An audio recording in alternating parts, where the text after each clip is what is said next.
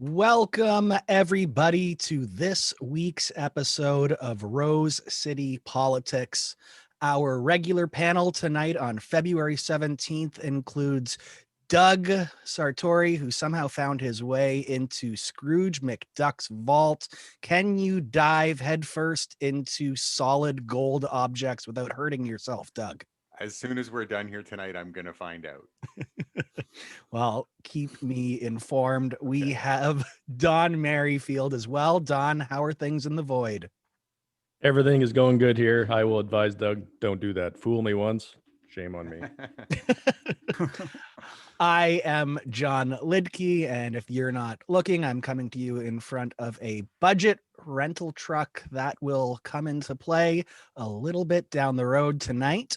Our special guest tonight is Frazier Fathers, who works for the United Way as the Director of Continuous Improvement and Advocacy, and who operates the local municipal blog Ginger Politics, which analyzes local policy issues impacting Windsor, Ontario. Head over to gingerpolitics.com after the show, though.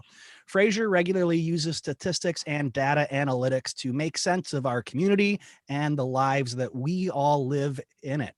A few weeks after COVID-19 impacted us all almost a year ago, Frazier began writing a weekly blog, A Few Thoughts, on how COVID has impacted us all, and he's currently at week 48. He has also just launched a new podcast, Council Conversations. So if you're trying to get away from Frazier, he's making it very difficult for you. He is everywhere. So thank you for listening in. If you are a Patreon subscriber, we really appreciate it. If not, please support Rose City Politics by becoming a Patreon subscriber at patreon.com/Rose City Politics. Rose City Politics also appears monthly in BizX Magazine in print and online at bizxmagazine.com. Be sure to read our monthly column, which dives deep into a local Windsor policy issue. And also, be sure to follow us on Facebook, Twitter, YouTube, and wherever you stream your podcasts, whether audio, video, or a monthly print column. Rose City Politics is available in whichever format works best for you. And as always, we are broadcasting live on tape, and Rose City Politics is brought to you with the kind support of Leuna 625, Building Better Communities. For $50, I'll just show up at your house and yell at you too if you want. Bringing back the role of town crier, but like That's real direct action, going straight to people's houses. I love it. Actually, all you have to do is make a little bit of fun of Don on social media, and he'll do it for free. He'll be there, 100%. He'll just be showing up, yelling at you, letting you know what he thinks.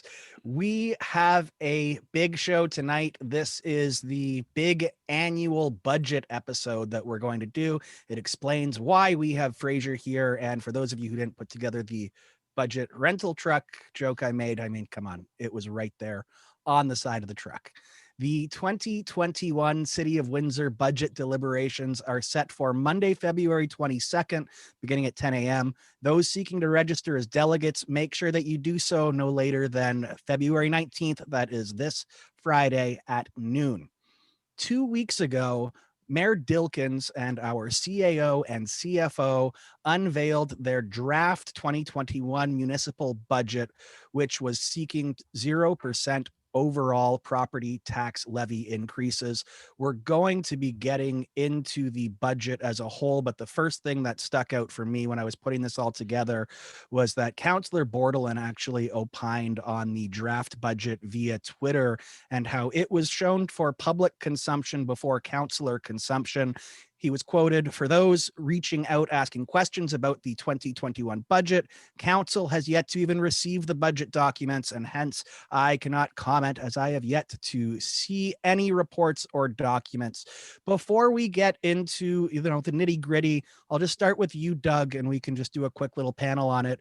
What's up with this politicking that we're seeing at the outset here? Is this a standard thing, or is this new for Windsor politics that we're seeing the mayor try to get ahead of something? Yeah, I think it's probably something that could have been handled with a little bit more class and a little bit more respect for counselors. For the press to get the budget presentation before council got a copy of the documents is not the best practice that I've ever heard of. I also don't think that it's history's greatest crime, but I think it does show as we move towards the election in 2022, Mayor Dilkens is looking to leverage the power of his office any way that he can, take ownership of every issue that he possibly can. Obviously, a 0% property tax increase with many asterisks, which I know we'll get to, is something that Mayor Dilkens wants to own. So on that front, I guess mission accomplished. The question, I guess, is what does it cost him to do that? What does it cost him in terms of relationships with council and the opinion of the public? His calculation and the calculation of his office is that it would cost a lot less than the benefit. Yeah, I have to agree with you on that one. I mean, it's definitely setting a bit of a tone for, I think, what we're going to be seeing moving a bit forward. Don, your quick take on this one? Well, I think year by year he does kind of the same thing. It's an easy win for him because he can put out there before everybody else that, hey, I want no property tax increases for everybody. And I think we'll end up with some little property tax increase. I believe we did last year, but he can then shuffle that off out of the councilors and say, well, I wanted 0 as I announced, but they raised your taxes. So it was them, not me. So I think that there's politics involved in this. It's ridiculous to me that the councilors don't get it at the same time as the mayor gets it. So, I mean, it's typical dynamics in Windsor, I guess. Yeah. Frazier? Yeah, I think the one thing that stuck out to me is the fact that there's only 2 weeks between when the budget sort of was revealed and when it's going to be deliberated. I know last year there was over a month. I think the year before that, even though the Christmas holidays were in there as well, I think there was 3 or 4 weeks. So I think there's a bit of a time compression in there as well, where, I know I had to cram through most of this budget pretty quickly, and I imagine the counselors are reading it far closer than I do. And so that probably doesn't leave a whole lot of time for them to do, other things that they may need to do. You think COVID had any issues with that, just putting the documentation together? Because, everything's been chaos. Well, they did announce that they were going to delay the budget process back in the fall to try and firm up provincial grants and things like that in order to sort of figure out the city's financial position. So I don't know if that was exclusively the reason for that. I just know that last year there was a month, the year before that there was 3 weeks. And in theory, the budget doesn't need to be completed until March 31st. So unless I'm mistaken. So you could have, released the budget then and said, oh, we're going to do it on March, whatever the first Monday of March is, and do the budget process then. Mm-hmm. So with Mayor Dilkens' proposal, we'll dive in here a little bit, or I shouldn't say Mayor Dilkens' proposal, the City of Windsor draft budget that was presented was showing that last year property taxes had brought in roughly 425 million in revenues. This year's net operating budget is the same. Again, they're not looking to have any property tax increases. However, what we are looking at is a $38 million pressure that we're seeing from COVID-19. And of course, due to provincial law, municipalities are not able to run deficits. So it leaves a little bit of, concern. They've been saying that there will be money coming from the federal government. They keep pushing for provincial money as well, but that is an outstanding question. Key features of the draft 2021 operating budget include $8 million in savings to identify fiscal sustainability, more than 10 million in targeted new spending, fully offset by a corresponding reduction in the education levy. And Frazier, I'm going to talk with you about that a bit later on in the show, because I know that you have something to say about that specifically and how we're relying on other sources of revenue and how it's not the most sustainable way for us to be looking to build forward. It also brings with it 2.5 million or a 0.6% increase towards municipal operating needs and about $3 million or 0.7% increase towards ABCs, agencies, boards, and committees. Specifically, we also saw some infrastructure investments outlined, 170 million in 2021 from the 1.6 billion dollar 10-year capital plan on various infrastructure projects. This 10-year capital plan, which was prepared, again, forecast that 1.6 billion towards priority infrastructure projects. That's roads, sewers, parks, recreation, culture facilities, and transit investments. This is all compounded, which we've spoken about before. In 2018, the province implemented the local infrastructure long-term asset management plan, which has caused for a lot of new spending to be completed. But with this draft budget, the 2021 to 2030 capital plan is in compliance and fully 2 years ahead of schedule. So just looking at these figures and the infrastructure investment, Doug, what are you seeing here? I mean, is this going to be sustainable towards the needs of the city in the long run here? Or are we looking at potentially some gaps that are being, identified? It's really tough right now, of course, due to COVID-19 and these figures, but the situation, it's been a long time that we've been talking about the need for continual investment. Is this going to address getting that started? Well, so if you don't mind, there's a couple things I'd like to talk about, just the budget at a high level. The as Frazier pointed out in his blog, I don't want to steal your thunder, Frazier, but the reduction in the education levy, which was provincial, that's that's something that happened at a provincial level. That is what enabled this budget to come in at 0%. And I think it's worth spending a minute thinking about that choice. So the political choice that was made was to take that $10 million in reduced education levy and use it to offset the increases, the basically inflationary, a little bit more than inflation, maybe the inflationary increases in the budget. That's a choice. There are other paths that the municipality could choose to take. The municipality could have chosen to create an inflationary increase on top of that 0% increase. So what I mean by that is you could have had an increase of taxes roughly in line with inflation and spent $8 or $9 million more. So in looking through the budget documents and looking at what initiatives are not being funded, it's probably worth thinking about what that might look like and what that choice might mean. I don't know what others think around the panel. I don't think it's totally inappropriate in a year like this with a significant amount of uncertainty around the almost $40 million potential hole in the budget to be thinking about maybe retrenching a little bit and cutting down on the frills. But when you dig into the details, I think there's a lot of question marks about what the priorities are in this budget and what qualifies as a frill that can be cut and what qualifies as a priority. But I'm sure we'll get into that a little bit more as we dig deeper. Okay, Frazier, do you want to respond to that? Yeah, I would largely agree. Doug did steal my thunder a little bit there. But it's your guys' show, so go for it. So I think that, choices were made. The other thing that's been apparent, and it's really baked into that $38 million gap in 2021, is how reliant the city's become on the airport, casino, and tunnel revenue. And, a lot of, and I don't know those numbers exactly. I didn't see exact numbers in the budget about how much of those, maybe I missed them.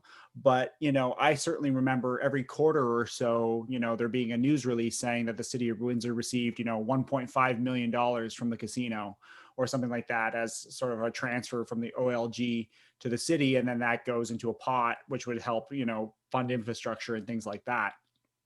And so I think thinking about the broader 2021 budget, that $38 million gap, which is about 8% of the budget, give or take, of the operating, unless I'm mistaken, of the operating budget, is, some of those dollars are never going to come back in the near term, right? Like even if the casino opens tomorrow, it's not going to be generating the profits that I was generating in 2018, 2019. Even if the tunnel opens tomorrow, it's not going to be as busy as it was.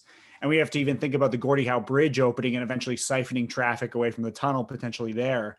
And, there's been this big debate about the airport control tower and how many flights are going to be actually coming into the Windsor airport. So what do those dividends in the future really look like? I think the city has become so reliant on some of these alternative revenue streams that in hindsight look stable, but may not have been as stable as they thought. And going forward, we're going to have to reconcile, if the province doesn't come through with, with in essence a bailout for that $38 million, the province and the feds, you're looking at about an 8% tax increase next year to cover that. Unless my math's completely off, I think it's about an 8% tax increase in order to cover that $38 million just on the general levy. For those of you playing at home with the ongoing Rose City politics drinking game, that was bailout. So take a drink on that one. Just to provide some context, though, to what Frazier was saying regarding OLG transfers to the city. In 2015, it was reported that a Q2 payment of 2.4 million was transferred to the city, which was down from 3.2 million. So, either way that you're looking at it, you're looking at around somewhere between, let's say, 10 to 14 million dollars annually just from Caesars Windsor alone. And, I agree, that is a significant chunk of change to be relying upon.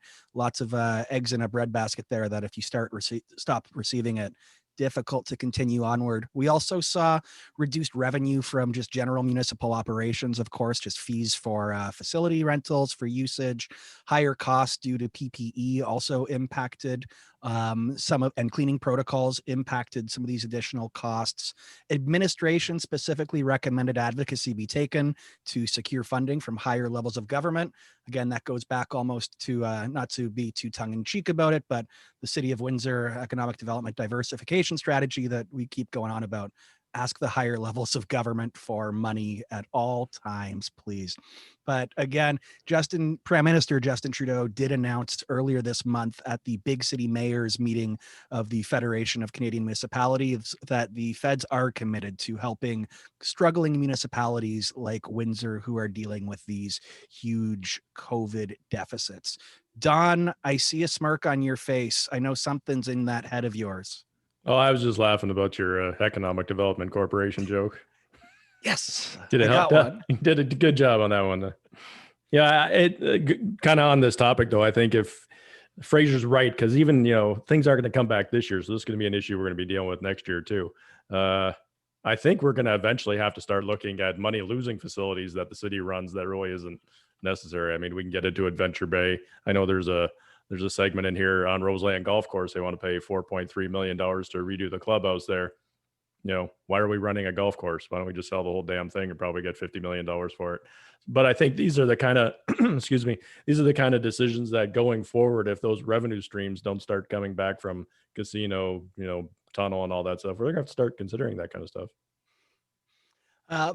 Doug, I want to circle over to you to talk, I guess, a little bit about the difference between ABCs, agencies, boards, and committees versus departments, and how the budget process impacts, both of them in similar ways, but how the delivery of services is obviously it's very different.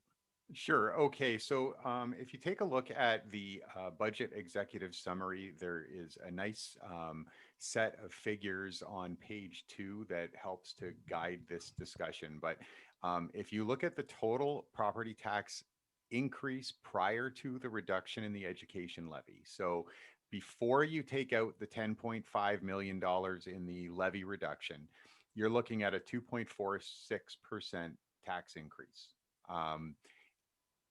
When you break that down, 1.16% of that increase is, so, a little bit like something like a third, a little bit less than half, is the asset management plan. That's something that's baked in. That's money that has to be spent. City budgets, the departments are rising by 0.6%, or they represent 0.6 out of that 2.46. I think that's more accurate.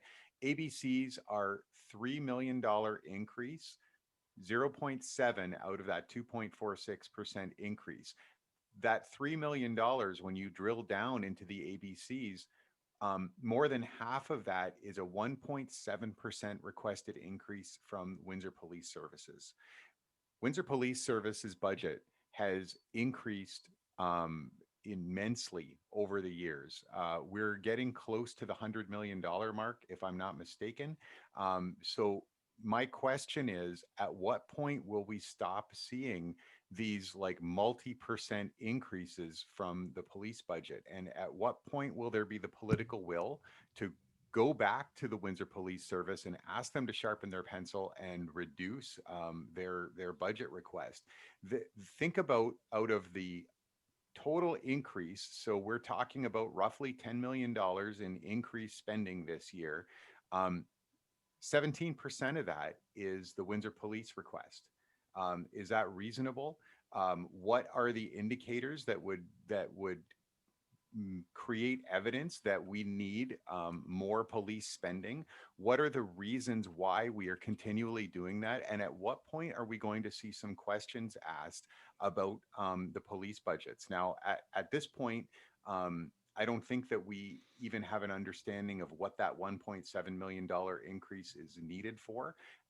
So, you know, a lot of questions around that. And I think that we need a bit more transparency from our police service and perhaps a bit more fiscal restraint when we have departments in the city that are cutting 10% year after year after year, or they were in the hold the line era.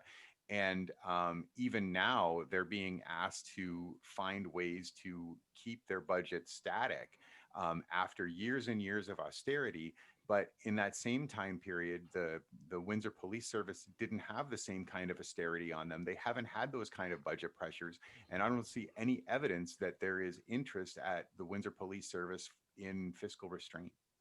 You know, it's interesting. Some of the only times that we get glimpses into Windsor Police, it's obviously when they want to share it with us because it's something that they see that it's useful to trot out. And we know that last year, the Windsor Police Service spent almost $470,000 on one of their tactical armored vehicles.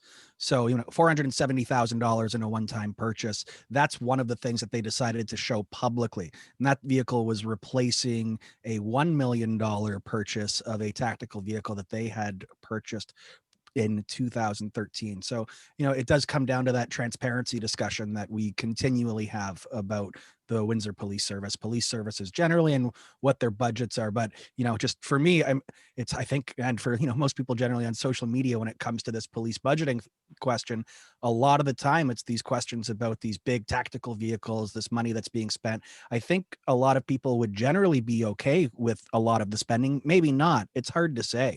But this opaqueness, it's difficult. And when it comes to, you know, comparing that and contrasting that with other dollar figures that we have to spend, and how those ABCs are incredibly transparent and what they have to spend it on, it's a real dichotomy.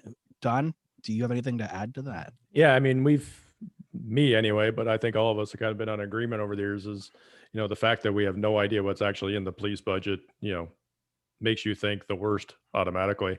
I would have a question. I don't know if any of you guys know, and maybe Frazier knows, but obviously Windsor Police took over the Amherstburg Police last year. Was there any revenue generated from that, or is that kind of a cost neutral kind of proposal we had out there?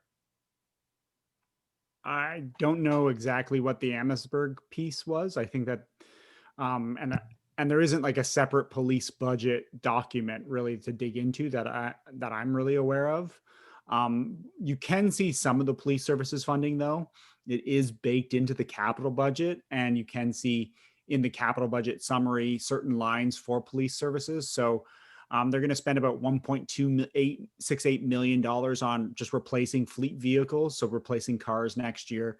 They're going to spend about $335,000 on specialized equipment, $500,000 on technology projects, $450,000 on telecommunications, $560,000 on facility projects, and another $500,000 on business intelligence and process improvements. So that works out to about $3.7 million, give or take, in just capital expenditures coming out of the police services. Yeah, I know from talking to my friends or my sources on the police department, they did say when they took over the Amherstburg Police Department, the vehicles and things out there were a disaster. Like they were barely usable. So I'm sure part of the money out there is to replace a lot of vehicles and that type of stuff out in Amherstburg. And tank cup holders, those things are expensive. So Yeah. that's going to Well, cost a lot so of money. just the fleet replacement stuff, that 1.268 is actually every year for the next decade. So they've just baselined $1.2 million just to replace cars every year for the next 10 years. So there's $12 million locked into the capital budget just to replace police vehicles, which I'm still I trying to assume, you know, Yeah. cars have to be replaced. Whether or not it's a static figure that's used every year equally, I don't know. Well, we replaced our motorcycles about every 3 years. I'm still waiting to get one of the used ones out of there. So it's a good use of capital. You know, I'm just to again provide a bit more context to this. I'm looking at Stratford and Amherstburg, roughly the similar population sizes, and Stratford estimates for Stratford police to have switched over would have cost roughly $80,000 more than the municipality paid to the OPP in 2017 of $1.15 million. And we know from when the contract with Amherstburg was signed with the City of Windsor, Amherstburg was expecting an annual cost savings of nearly $570,000. And the agreement would also lead to savings in overhead costs of up to $200,000 a year for the City of Windsor. So again, it would be easy to be able to figure out what this all actually meant if we were provided with a bit more numbers to pop into this formula. But I was never a big fan of algebra back in the day. But let's shift focus now over to Frazier. You put your blog up, a few thoughts on the city budget. Got to say, very poor form when you told people before the show to go read the blog before listening, because they're obviously not listening. They've already read the blog. So next time, wait to do the promo after the show. Sorry. Wait till we come on your show, Frazier. We're going to screw the pooch on that one too. That's fine. Actually, if I can say one thing before we kind of move on, and I don't want to go backwards here, but when we started the show and we said that the tax revenue was, I think, 425 million, and that was pretty static. I think Doug probably has the exact number because he brought this to my attention because I brought it up on the show before, is with increased houses being built and developments that are happening, there actually was I believe it was 1.8 million in extra tax revenue just by growing the tax base with property development. Yeah, I don't have the number in front of me, but it was a million and change. There was revenue growth that came from that increase to the tax base. Yeah, so I mean, using that, you can technically raise taxes 1.8 million, and it wouldn't affect the the past tax base. Look at Don getting all technical with raising taxes. As long as it doesn't cost me anything, I don't give a rat's ass. Well, Frazier, I want to give you a little bit of the floor right now. We've gotten through the initial takeaways on things, but what are your thoughts overall just on the budget, what it's looking like, and then we can move on to talking about some of the more specifics, the non-recommended items and the recommended items. Yeah, I think at a very high level, like I'm torn by this, and some of this has already been talked about a little bit. There is a hole that has to be filled, right? And the city sort of lucked out, I think, in the $10 million that they sort of retained from the educational levy in order to get themselves to zero in general. For me, I guess there's a question there around, in theory, they could have, as Doug said, raise taxes by X percentage on top of that and use that to expedite certain investments. But it's unclear, where or what that priority was. For me, what I really struggled with in reading this budget is that it's such a bare bones budget. Like there is no additional, and there's good reason for that. I think, we're in the middle of a pandemic. You shouldn't be sort of thinking about spending spending wildly. But I do think that, all departments were asked to cut 10%, and you go through that not recommended budget and it's like, let's shut down libraries, let's shut down pools and things like that. But that's in there every year. And, we've been talking about these. And I think if you go back and read some of my historical blogs, I flag, they want to shut down X pool or close a library branch. What that really tells you is that these departments are so cash strapped and so sort of constrained financially that there isn't actually any other items that they can put forward other than shutting down major municipal facilities in order to show the 10% cut that they're required to sort of share. And I think that's where you see, like, in the not recommended budget, 29 in-camera items costing $12 million. In other words, that's firing entire staffs. It's like the finance department has nothing else to do but to fire all the accountants in order to cover their 10% of their, you're going to end up with like one guy doing the budget next year if they actually try and approve that cut. And, that's where there's so little left to cut that without any investment in some of the core municipal services, you don't have an ability to grow the capacity of administration to do things. And you guys talked about the Ford outsourcing or the Ford, what I called an outsource to Ford with the traffic tracking a few weeks ago or a month ago or so. And, that is an example where you could argue the city is outsourced a service and there may be a savings there, but that could have an impact on actually the overall capacity of administration in the future. And so when you look at this budget as a whole, and you look at what some other communities are doing, like Ottawa, again, for the third year in a row, set aside $15 million for affordable housing. They're sitting on a pot of $45 million. They can build a Meadowbrook up in Ottawa if they want to with just their own money. They don't need the province or the federal government to put up money. The city of Toronto actually is clawing back, and they haven't finalized their budget, but they're putting in high-speed internet into a community housing projects in the GTA. So to close the digital divide that was seen as a result of COVID, where kids in low-income housing couldn't log onto the internet, they're going to put free Wi-Fi or low-cost Wi-Fi into all community housing buildings. They're also locking in things like the street patios and the open streets and all of those sort of things that were big hits during COVID. The city of Guelph is moving forward with a new central library branch this year. And, that's going up for RFQ and construction in 2021. And those are not all things that would have happened this year regardless. But I think you can see where some communities are taking a different look at this, and society is being reshaped by COVID. And I think the question that I really want to hear asked and have a conversation about is, how is the city of Windsor reshaping ourselves for a post-COVID environment? You could do a 1% tax increase, have $4.2 million and triple the amount that the city spends on poverty reduction. You could go from 1.2 million to 4.8 million, pretty much on it, just with that there. And, this is at a time where we assume that, there's the greatest need in our community in a long time. You could knock off numerous capital projects. You could fund the health unit at a level to allow us to get through COVID.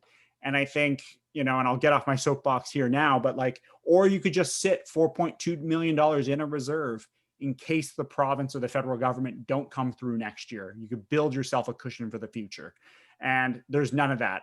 The 0% tax increase is the end, not a means to an end in our community. And that's where I'm really struggling with this budget. Yeah, so I just want to pick up on that. Frazier, I agree 100%. The fiscal restraint is a tool that you use to get something done. It's not like the goal in itself. And when I look at this budget, I think, to me, what I see is a lack of vision, a lack of imagination, an unwillingness to take risks. That's what I see here, and I think that we deserve better than that. Like I've identified a few opportunities. I think maybe later we'll get into a few more. But if you bring creativity and vision to the community, and there's things that you want to get done, then there might be a justification to find that 1% or that 2% increase and justify it to the community. I don't think that the political will exists in the mayor's office to try to sell anything significant. What this mayor likes to do, I think, is squeeze and maintain city services at something like their historical levels, and find gewgaws that you can drop $1 million here, $1 million there on, and those gewgaws. And the press that you get from that is what you do instead of having a vision.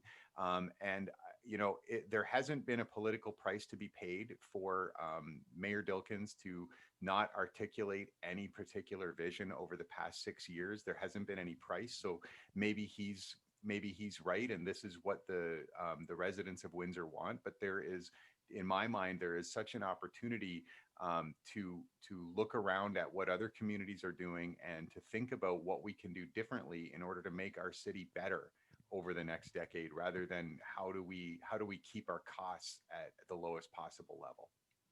So I can see Don turning red right now, fuming at this conversation. But no, I'm just joking about that. But Don, do you have a contrarian take on that, or are you finding yourself agreeing with these 2 points of view? Well, first of all, I want to put out there publicly, I am anti-Guga. So let's go with that first. I'm not gonna lie, I've never heard Guga in my entire life, but yeah, I get kind of torn about it. One thing I was going to bring up, I was wondering if you guys thought with the new CEO coming, who was kind of coming from a place who has done some stuff, if you believe that'll change next year. But we can get to that in a second. It's the problem we have, and we've always had, and I kind of make the same comments all the time, and I think people just think I'm rattling off because I don't want to pay more taxes. And don't kid yourself, I don't want to pay more taxes. We're in competition with our surrounding communities, and the tax rates out there are still much lower. And I'm just talking strictly from the business that I'm in as a real estate. It's really hard to convince someone to pay $9,000 taxes for their house in Windsor when they can go 4 blocks over to Tecumseh and pay $6,000. So I think that is a constant fight that we have in this community, because where you really don't have regionalization for even property development tax bases and things like that. We're always competing with, the guy 6 blocks away. I would like to see Windsor go in a different direction. I know there's some things in here we're going to get to that irritate the heck out of me, that they're charging more for. But I think Doug is right. I mean, no one has paid a political price for holding the line on taxes and not investing in certain things. And I guess it wasn't a joke. I mean, I'll say it was a joke, but selling Roseland Golf Course. I mean, that is something that really I don't believe a city has to do. And if we're spending $4.3 million, which is almost 1%, well, basically 1% tax increase, just to redo a clubhouse on a golf course, I mean, that to me, that doesn't seem like an essential service. I think what Frazier brought up, that money could much better be spent on, low income housing and things like that. I think we have we have these weird priorities in Windsor where we don't want anything to change. We don't want to pay more for anything, but we also like these kind of crazy projects. I mean, Frazier brought up they're building a new library in another community. I mean, we're going to end up spending $50 million building a new library that, to be honest, in my opinion, we didn't need in the first place. I mean, we can go back to the debate on City Hall. I mean, there's a million things over the history we can talk about that we spent a lot of money on that really were they necessary, or could have the private sector have done it? So I guess if I really felt that I was getting value for my tax dollars, it'd be different. So, maybe I agree with Doug on that. Maybe if we were doing something more progressive, or I'm actually doing something that created some kind of change, if I got to pay an extra $50, $100 in taxes, I'm okay with it. But up to this point, and I think I speak for a lot of people, we haven't seen anything actually happen with our tax money that you can go, hey, that's a great idea, I'm willing to pay more for it. Yeah, so I want to pick up on that and maybe give Frazier an opportunity to jump in on it. Because as Frazier frequently points out, neighboring communities are eating our lunch in certain ways. The neighboring communities in Essex County have great amenities.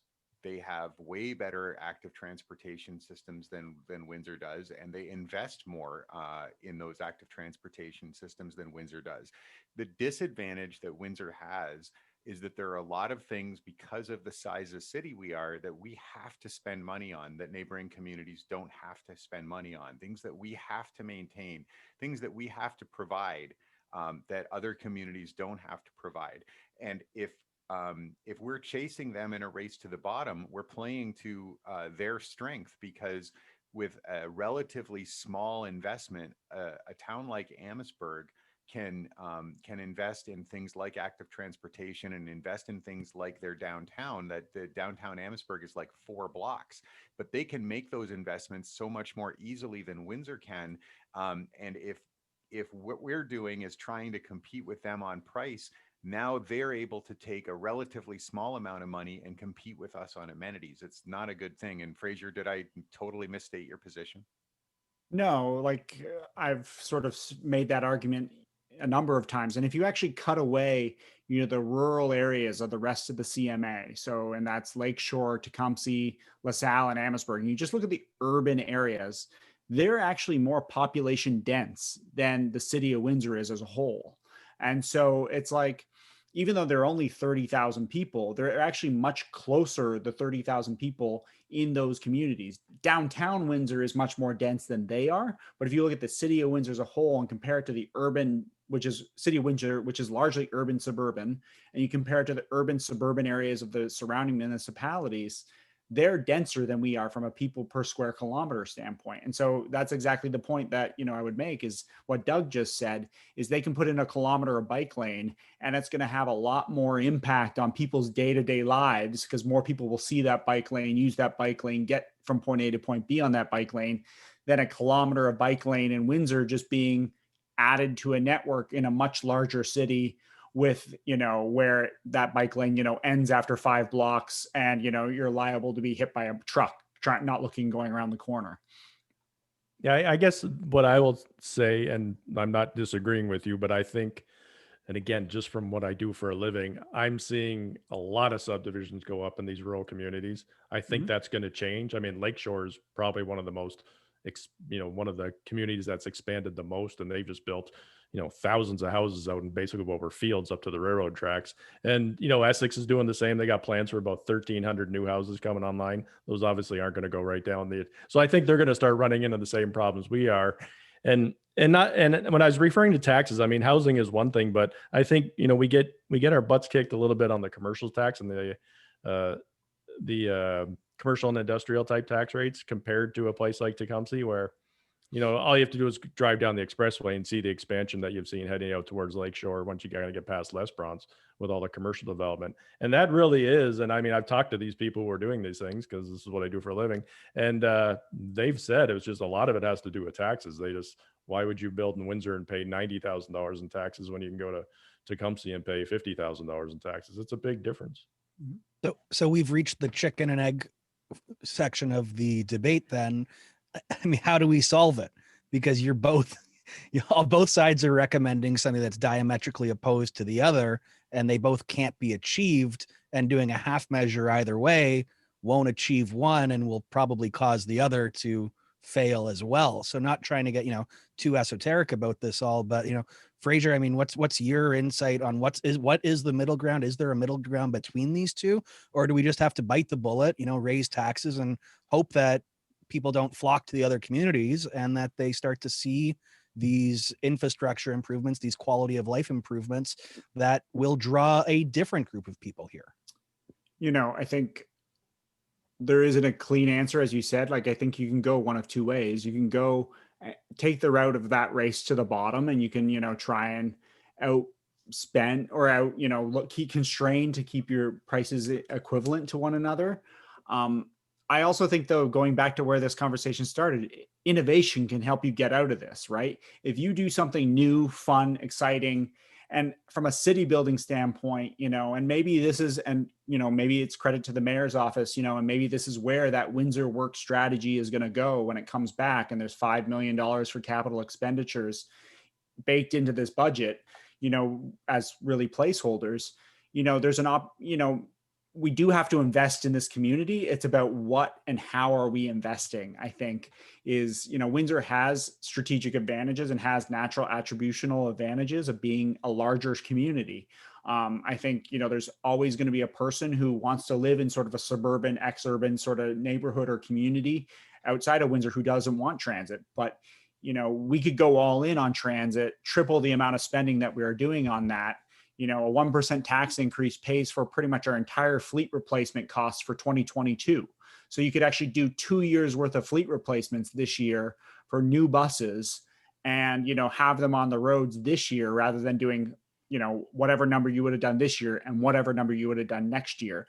And you could then improve quality of transit service across the community, which is a service that's not provided really in a significant way in many of the suburban municipalities around Windsor. So yeah. I think, just to pick up on that, like Frazier and I were having this conversation the other day, and my household is a 2-car household.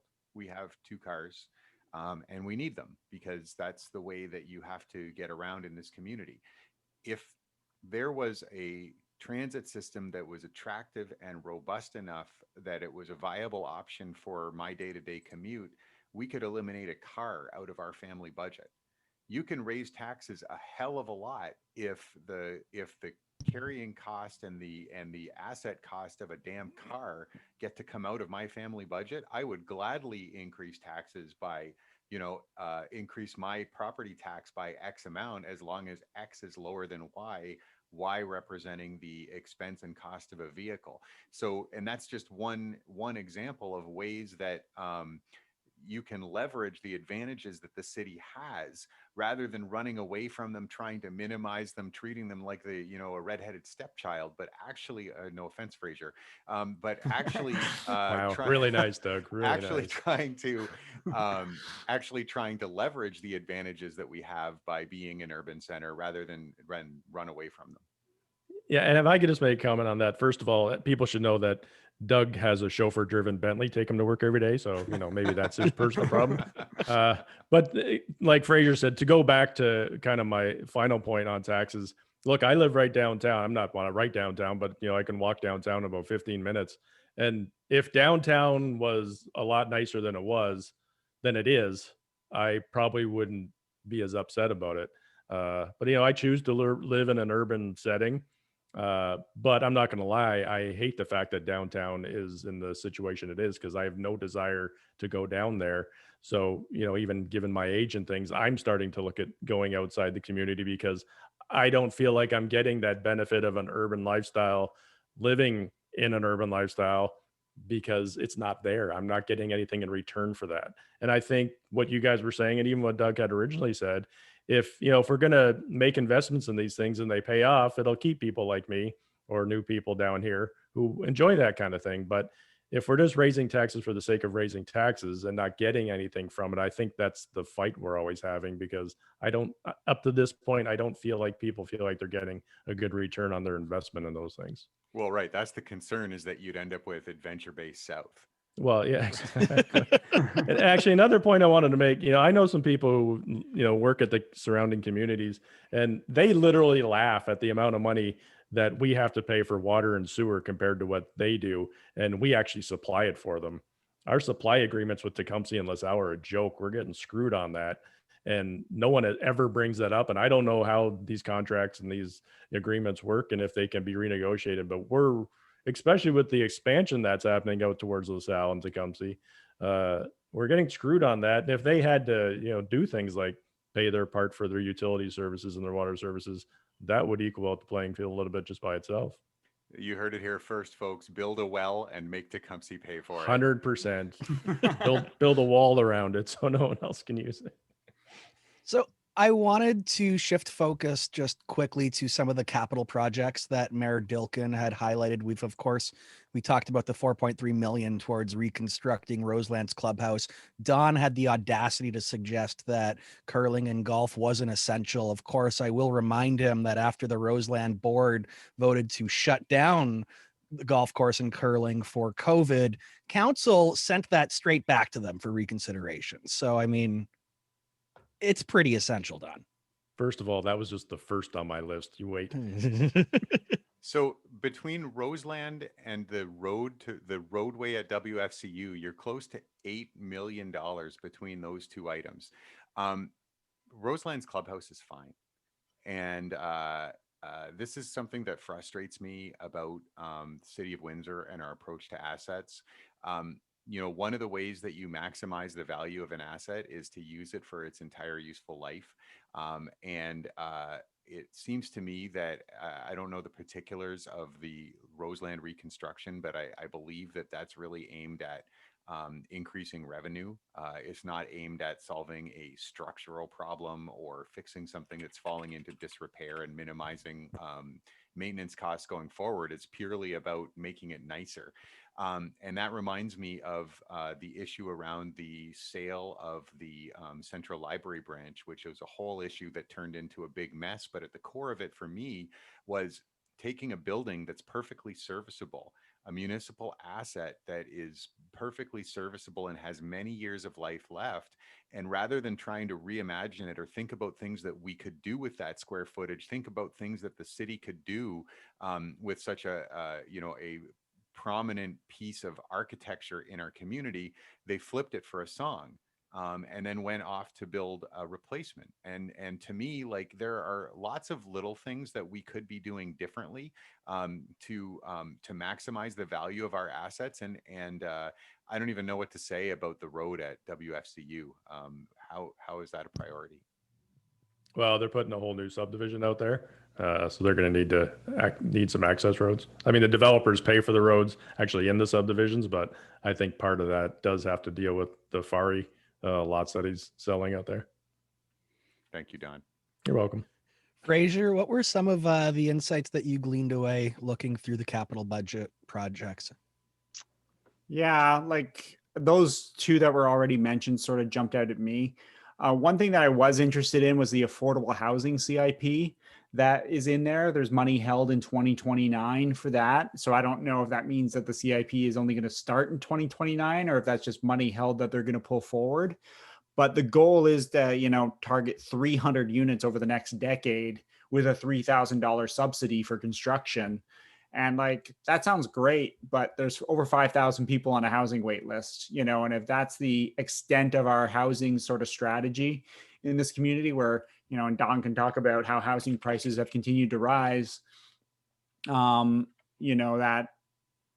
going to be a major challenge in our community going forward. And it's a challenge you're hearing across Southwestern Ontario is, there are local residents are getting priced out of their own community markets. And, Mike Moffat's been talking about, drive until you qualify down the 401, where people from Toronto are going to Waterloo and people from Waterloo are going to London and people from London are coming to Windsor, as a crude example, because they're taking the wealth that they can get from leaving their community and importing it into another community. And so I think that's probably the biggest challenge that I think all communities in Canada face, but I don't see much in this budget around that. I think the one other thing that sort of interested me a little bit was there's about $200,000 for this year for an anti-racism initiative.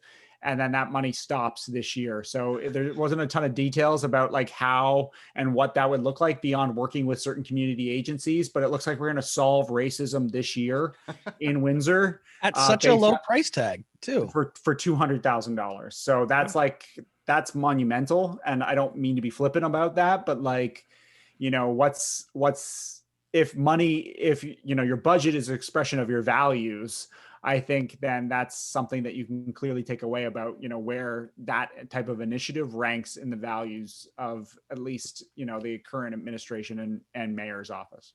Look, Frazier, I'm not going to come on your show and start talking data, hard numbers, and research. So don't steal my flippant, stupid comments on my show. All right. Sorry. So I want to bring up a tweet that Councillor Bordelin put out regarding holding the line on taxes. And more councillors should tweet out, because it's not that I'm just going to him. It's just he pops up there more often than anyone else. So get on the tweeting train, councillors. Well, he's the only one running for mayor in the next election, so he's sucking up. Well, Councillor Bordelin said, Don, and you know what? I'll give you the opportunity to respond first to this one, Don. Sure. Councillor Borderland said regarding holding the line on taxes, we'll hold taxes at a 0% increase, but increase the fare for a bus trip under the guise of affordability. Yet that small 35-cent increase leads to an added expense of approximately $150 per year, while a 1% tax increase would result in approximately $40 a year. And so going off of what Frazier said, if we are showing what our priorities and our ideologies are through our budgets, what is it showing that we're really, we're putting some of the biggest increases on those who can't afford it most? You know what? I don't like when the incremental, it's only $15, it's only $20, it's only $50. That argument can go on forever. And that's how we got in the situation we were in 20 years ago when, our debt was insane and we had to do what we're doing now. I understand what he's saying and I agree with what he's saying. I mean, and again, it just comes down to priorities. I mean, we've made jokes about Roseland and things like that, but I'm not kidding. I mean, this city seems to have a weird set of priorities where, we'll take a community center out of the West End and we'll build Adventure Bay downtown. We'll get rid of a library and, the East Side in a lower income area. And then we're going to build a $40 million one downtown. I don't disagree with them, but I don't think those two things, I think it's apples and oranges, because there are ways that you can focus more money on lower income people and people need help.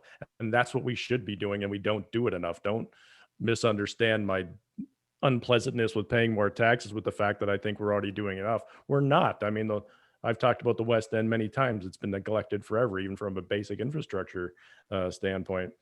But again, it's about priorities, and as Doug brought up earlier, no one seems to pay politically for these things, and maybe that's why only 30% of the people vote when an election comes around, because they've just given up hope. But I understand what Reno's saying. I agree with him on some level, but I don't think it's a matter of, well, we're not raising property taxes, so we're making poor people pay more for things. There's ways to help them, but we're not doing it. It's hard choices, and I don't know what Reno's Councillor Bordelon's opinion is. Adventure Bay loses hundreds of thousands of dollars every year. I mean, that's a project. Do we need that project? I mean, again, Roseland. I mean, we talk about Christmas lights. God, we haven't mentioned that in a long time. I mean, there's ways to focus our money to higher priority things, but for some reason we don't. And I don't think you can just say, well, it's because people don't want to pay more taxes. I don't think that's true.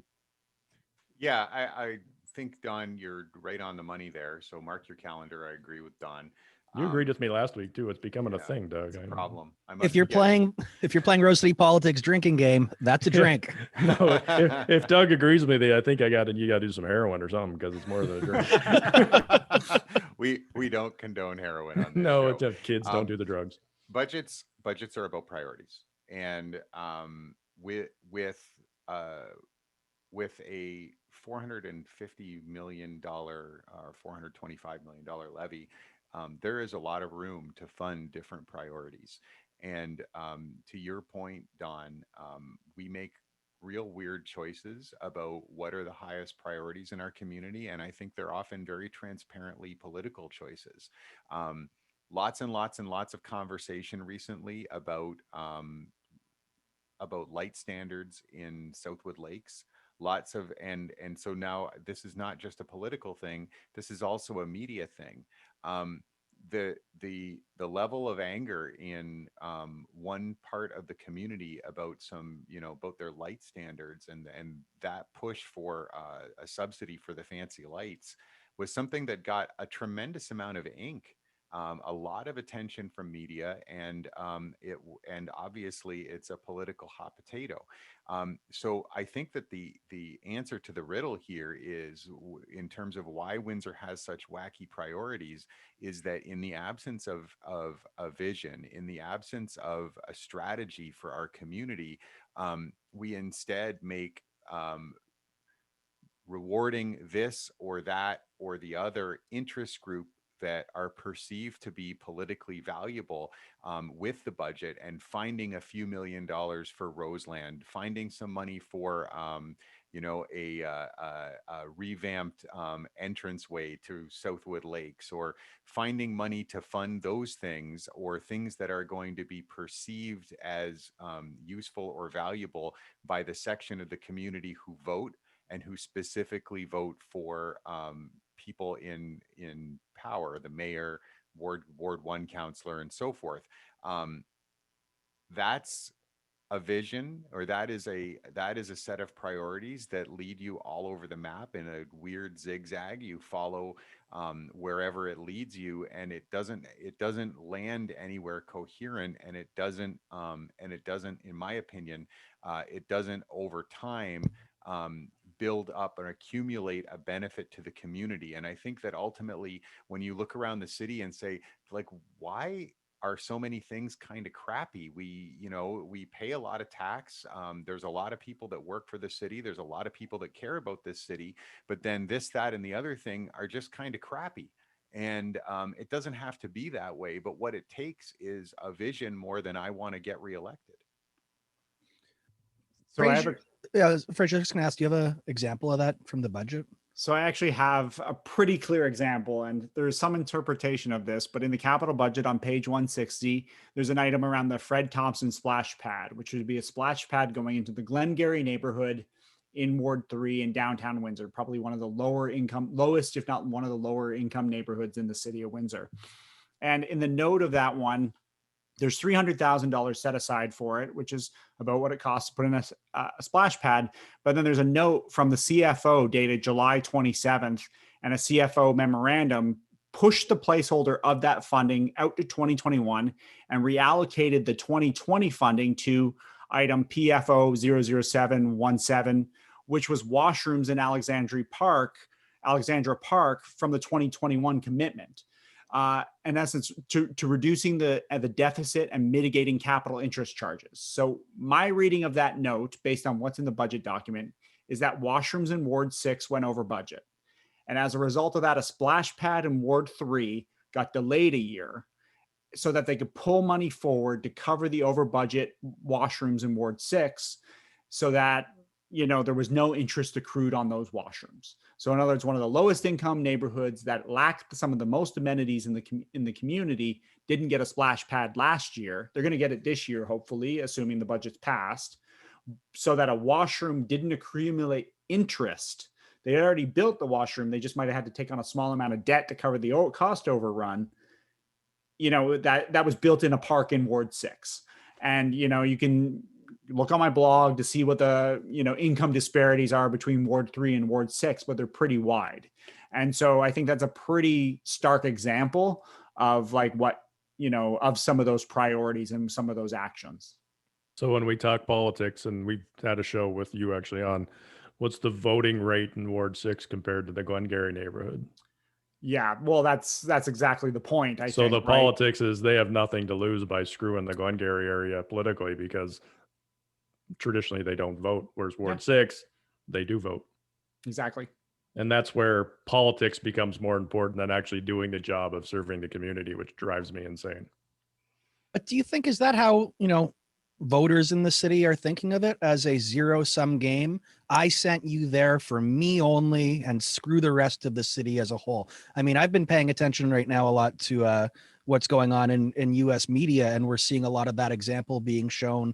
And I don't think that's how it is up here. I don't think that we're that fracturized and that polarized. It might be good political strategies in the short term, but in the long term here, what's that going to say about someone's character, their type of politics, and even, ability to attain higher levels of office? Doug? Yeah, I don't think that. I don't think that there is any politician in the city who gets on a stump and says, "Look, I screwed those people over there, and on our side of the line, we're doing better." I think it's a little bit more subtle than that. I think it's about. I would just appreciate the clarity. Yeah. Sorry. Well, you're not going to get it though. I think it's more about making sure that the people whose vote matters most in electing a mayor, and also in electing the councillors who most often vote with that mayor, in making sure that they feel like their city is going in the right direction. Make sure that they feel like they have a pretty good quality of life. I don't think that residents actually see it that way. But most people, even as Don pointed out, the relatively small percentage of people who vote, even people who vote are primarily only paying attention in the 4 weeks at election time, maybe glancing at a headline now and then. So their perception of how the city is doing and how things are going politically and what their level of grievance and anger is based on, did my basement flood? Is the parks at the end of my street, does it get its grass cut? Those little things that make up the impression of what your city's like and what it's doing for you. So I do think that this is political, and I think that it is based on political choice, but I also think it's based on who has influence and who has a voice. All of these things reinforce each other. It doesn't have to be a conspiracy. The folks who vote are also the folks who are engaged. They're the folks who write letters. They're the folks who show up at their ward meetings and provide feedback to their counselor. those voices are heard more loudly than other voices in our community.